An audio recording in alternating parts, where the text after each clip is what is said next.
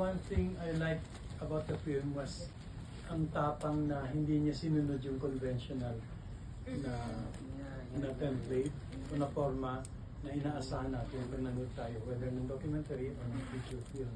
Instead, parang binuksan niya yung kahon. And I like it that way kasi naging involved ako ngayon bilang audience. Parang naging part ako ng pelikula.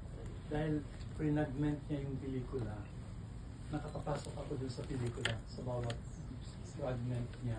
Nagiging parang pelikula ko rin siya.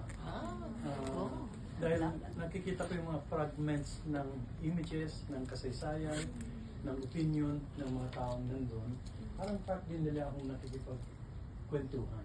Compared kung nakapanood ako isang pelikulang buo-buo na parang feature na istorya na nasa taas at pinapanood ko pero hindi ako bahagi. Or on the other hand naman, compared kung purely documentary lang siya, less kung mararamdaman yung naging buhay ng mga tao noon pa lang.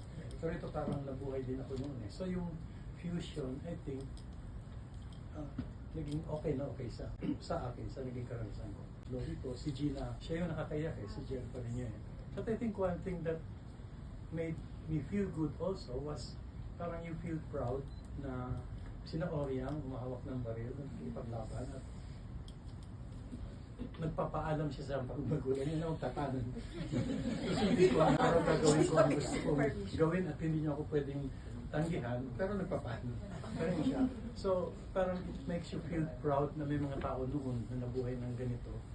And makes you feel good na dahil part ka ng pelikula, parang part ka pa rin ng ganong mahabang legacy.